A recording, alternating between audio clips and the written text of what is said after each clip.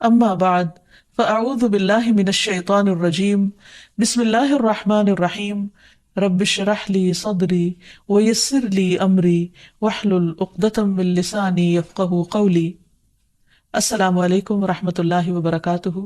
ناظرین، پروگرام دعا کیجیے کے ساتھ آپ کی خدمت میں حاضر ہیں۔ آج ہم انشاءاللہ آپ کے ساتھ بھوک اور فاقوں سے بچنے کی دعائیں شیئر کریں گے، اور ہم اس سلسلے میں دیکھیں گے کہ ہمیں ہمارا دین کیا سکھاتا ہے جب ہم پر کوئی مشکل آئے۔ جب بھی کوئی مشکل آئے تو انسان کو فوراً اپنے رب کی طرف رجوع کرنا چاہیے اور کثرت کے ساتھ دعا مانگنی چاہیے اور مانگتے ہی رہنا چاہیے، کیونکہ اللہ کے سوا اور کون ہے جو ہماری مشکل دور کر سکتا ہے، ہماری بھوک، پیاس، فقر، فاقہ، تکلیف، تنگی کو ہم سے ہٹا سکتا ہے۔ نبی صلی اللہ علیہ وسلم نے فرمایا، جب تم میں سے کوئی دعا مانگے تو کثرت سے مانگے، کیونکہ وہ اپنے رب سے مانگ رہا ہے، کسی اور سے نہیں۔ کیونکہ انسان جب کسی اور سے مانگتا ہے تو وہ ناراض ہو جاتا ہے، وہ نظریں چرانے لگتا ہے، وہ دور ہونے لگتا ہے، تعلقات خراب ہونے لگتے ہیں۔ لیکن جب انسان اپنے رب سے مانگتا ہے تو رب خوش ہوتا ہے، اس دعا کو انسان کے حق میں عبادت لکھ دیتا ہے، اس دعا کے مانگنے پر بے پناہ اجر لکھ دیتا ہے، اور دعا کے مانگنے سے انسان کی مشکل کو بھی آسان کرتا ہے۔ اصل میں دعا رکھی اس لیے گئی تاکہ انسان کا اپنے رب کے ساتھ ایک مضبوط تعلق قائم رہے۔ اسی طرح ایک اور حدیث میں بھی آتا ہے کہ رسول اللہ صلی اللہ علیہ وسلم نے فرمایا، لوگوں میں سب سے زیادہ عاجز وہ ہے جو دعا نہ مانگے، جو دعا مانگنے میں عاجز ہو، یعنی وہ دعا مانگنے میں سستی کرے یا کم ہمتی سے کام لے یا مایوسی کرے کہ میں تو بہت مانگ چکا، اب میں تھک چکا ہوں اور میری دعا تو سنی نہیں جاتی۔ نہیں، انسان کبھی بھی اپنے رب سے مایوس نہ ہو، لیکن یاد رہے کہ دعا مانگنے سے پہلے ہمیشہ اللہ سبحانہ و تعالیٰ کی حمد و ثنا کرے۔ ایک شخص نبی صلی اللہ علیہ وسلم کے پاس حاضر ہوا اور کہنے لگا کہ یا رسول اللہ صلی اللہ علیہ وسلم، مجھے قرآن مجید میں سے کچھ یاد نہیں رہتا، تو مجھے کچھ ایسے کلمات سکھا دیجئے کہ مجھے وہ اس سے کفایت کرے، یعنی میں ان کو زبانی یاد کر لوں اور ان کو پڑھتا رہوں۔ تو آپ صلی اللہ علیہ وسلم نے اس کو سکھایا، سبحان اللہ والحمد للہ ولا الہ الا اللہ واللہ اکبر ولا حول ولا قوة الا باللہ۔ اللہ پاک ہے، سب تعریف اللہ کے لیے ہے، اس کے سوا کوئی معبود نہیں، اللہ سب سے بڑا ہے، اور برائیوں سے بچنے کی ہمت اور نیکی کرنے کی قوت اللہ کے سوا کسی سے ممکن نہیں۔ یعنی اللہ تعالیٰ ہی انسان کو یہ قوت عطا کرتا ہے۔ تو گویا جب انسان فقر و فاقہ میں مبتلا ہو یا کسی بھی قسم کی محتاجی اس پر آ جائے تو پھر اللہ سبحانہ و تعالیٰ ہی کی طرف رجوع کرے، کثرت کے ساتھ درود شریف پڑھے، اور خصوصاً دعا سے پہلے درود شریف کا پڑھنا قبولیت کا باعث بنتا ہے۔ اور اس میں درود ابراہیمی بھی پڑھا جا سکتا ہے، اور اس کے علاوہ مختصر درود جو ہیں وہ بھی پڑھے جا سکتے ہیں۔ کم سے کم اتنا تو کہے صلی اللہ علیہ وسلم،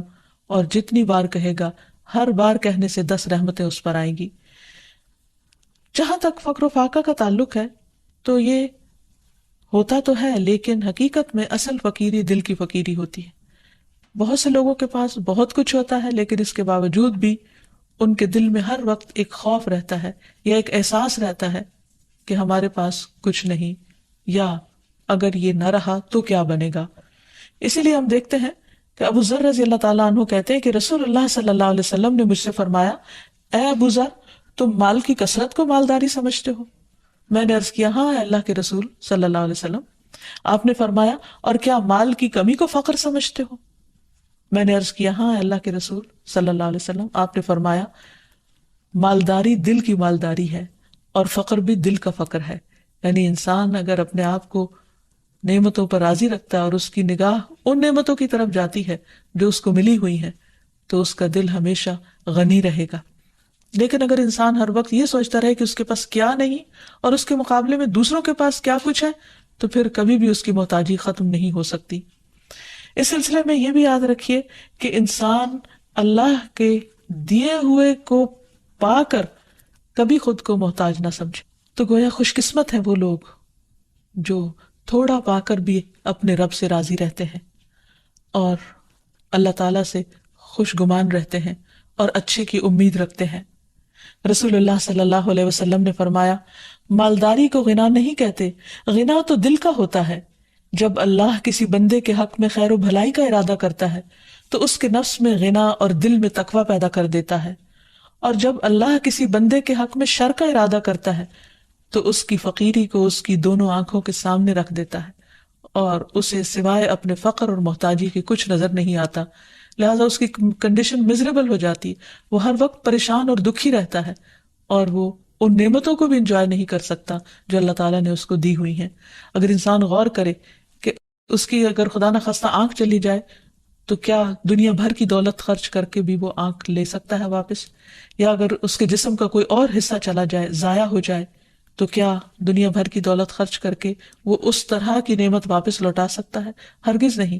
ہمارے جسم کا ایک ایک حصہ لاکھوں کروڑوں کا ہے، ہم کہیں سے بھی محتاج اور فقیر نہیں اگر ہم اپنے پاؤں پہ چلتے ہیں اور اپنے ہاتھوں سے کام کر سکتے ہیں، اور اللہ تعالیٰ نے ہمیں نگاہوں کی روشنی عطا کر رکھی ہے اور سننے کی طاقت، اور ہمارا دل دھڑکتا اور ہمیں زندگی نصیب ہے، تو اللہ سبحانہ وتعالیٰ باقی نعمتیں بھی ہم پر آسان کر دے گا، صرف یہ کہ انسان وقتی طور پر کسی آزمائش سے نہ گھبرائے۔ پھر اسی طرح فقر و فاقہ چونکہ ایک آزمائش ہے تو اللہ تعالیٰ مختلف لوگوں کو مختلف طریقے سے آزماتا ہے، تو کچھ لوگوں کو فقر سے آزماتا ہے، اور اس میں صرف یہ نہیں کہ کسی عام انسان کو، بلکہ اللہ تعالیٰ نے اپنے بڑے بڑے نیک بندوں کو بھی اس سے آزمایا ہے۔ لیکن عام حالات میں فقر و فاقہ کے جو اسباب ہمیں قرآن و سنت سے پتہ چلتے ہیں ان میں سے ایک وجہ دین سے دوری بھی ہے۔ معقل بن یسار کہتے ہیں رسول اللہ صلی اللہ علیہ وسلم نے فرمایا، تمہارا رب فرماتا ہے اے ابن آدم میری عبادت کے لیے فارغ ہو جا تو میں تیرے دل کو غنا سے اور تیرے ہاتھ کو رزق سے بھر دوں گا۔ اے ابن آدم مجھ سے دور نہ ہو ورنہ میں تیرے دل کو فقر سے اور تیرے ہاتھ کو شغل اور مصروفیت سے بھر دوں گا، یعنی تم کام بھی کرتے رہو گے لیکن تمہارا غم کبھی دور نہیں ہوگا۔ قرآن مجید سے بھی ہمیں واضح طور پر یہ بات پتہ چلتی ہے کہ جو شخص اللہ کے ذکر سے منہ موڑتا ہے اللہ تعالیٰ دنیا کی زندگی بھی اس پر تنگ کر دیتے ہیں۔ فرمایا وَمَنْ أَعْرَضَ عَنْ ذِكْرِي فَإِنَّ لَهُ مَعِيشَةً ضَنْكَا وَنَحْشُرُهُ يَوْمَ الْقِيَامَةِ أَعْمَى، فرمایا اور جو میری یاد سے منہ موڑے گا تو اس کی زندگی تنگ ہو جائے گی اور قیامت کے دن ہم اسے اندھا کر کے اٹھائیں گے۔ اور حقیقت یہ ہے کہ یہ آیت بالکل سچی ہے، کیونکہ جو شخص صرف دنیا کی محبت میں مبتلا ہو جاتا ہے اور دنیا ہی کا ہم و غم پال لیتا ہے، پھر اس کی یہی کیفیت ہو جاتی ہے کہ سب کچھ ہوتے ہوئے بھی اس کے اندر تنگی رہتی ہے۔ رسول اللہ صلی اللہ علیہ وسلم نے فرمایا جو اپنی فکر آخرت کو بنا لیتا ہے تو اللہ تعالیٰ اس کے تمام امور کو جمع کر دیتا ہے اور اس کے دل کو بے نیاز کر دیتا ہے، اور دنیا اس کے پاس ذلیل ہو کر آتی ہے، اور جس کی نیت صرف دنیا حاصل کرنے کی ہو، یعنی وہ آخرت کو بھولا ہوا ہو، اللہ اس کی تنگیوں کو اس پر کھول دیتا ہے، اس کا فقر اس کی آنکھوں کے سامنے آتا ہے اور اسے صرف اتنی ہی دنیا ملتی ہے جتنی اس کے لیے لکھی جا چکی ہوتی ہے، اس سے زیادہ نہیں ملتی۔ تو اس لیے انسان کو ہمیشہ اللہ سبحانہ وتعالیٰ کی طرف رجوع کرنا چاہیے، اور جو کچھ انسان کو ملا ہے اس پر راضی رہنا چاہیے، شکر ادا کرتے رہنا چاہیے۔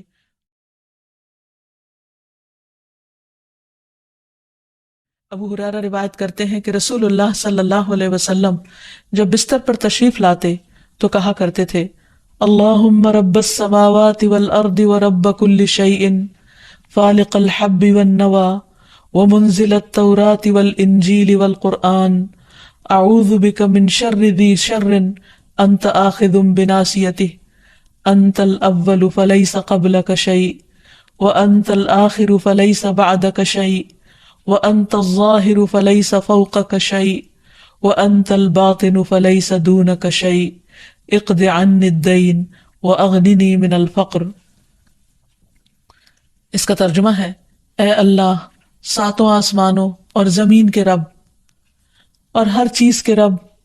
دانے اور گٹلی کو چیرنے والے، تورات اور انجیل اور قرآن نازل کرنے والے، میں تجھ سے ہر اس چیز کے شر سے پناہ مانگتا ہوں جسے تو اس کی پیشانی کے بالوں سے پکڑنے والا ہے۔ تو سب سے پہلے ہے، تجھ سے پہلے کچھ نہیں، تو ہی آخر ہے، تیرے بعد کچھ نہیں، تو سب سے اوپر ہے، تیرے اوپر کچھ نہیں، اور تو ہی باطن میں ہے، تجھ سے مخفی کچھ نہیں۔ اے اللہ میرا قرض ادا کر دے اور مجھے فقر سے بے نیاز کر دے۔ تو اس میں آپ دیکھیے کہ اللہ سبحانہ وتعالیٰ کی صفات کا ذکر ہوا ہے کہ اللہ سبحانہ وتعالیٰ ساتوں آسمانوں اور زمینوں کا مالک ہے،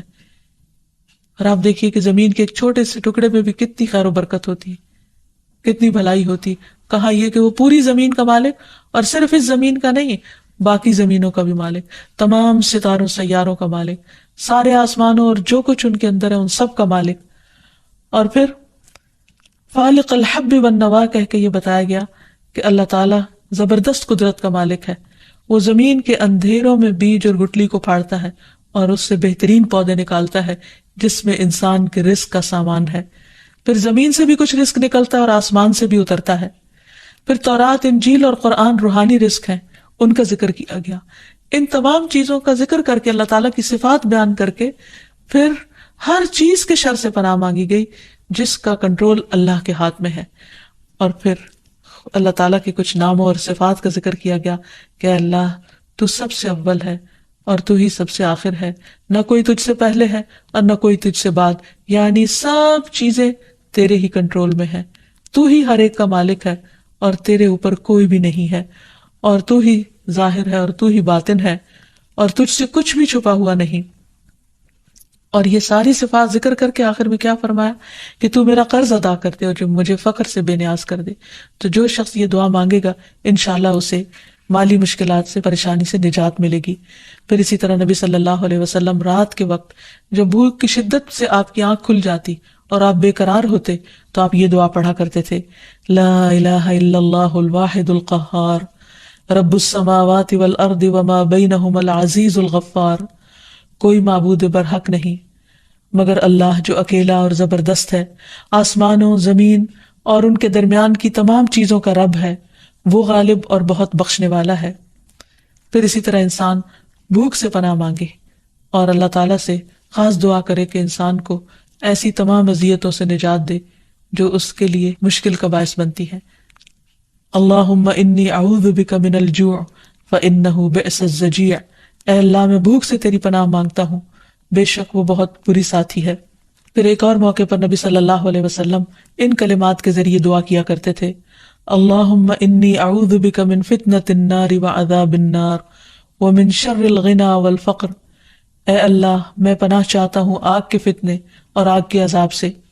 اور مالداری اور ناداری کے شر سے، کیونکہ دونوں کے اندر اپنا اپنا شر ہے کہ انسان کے پاس بہت کچھ ہو تو بھی اس کے اندر بگاڑ آنے کا ڈر ہے، اور اگر کچھ نہ ہو تو فقر انسان کو کفر کے قریب کر دیتا ہے۔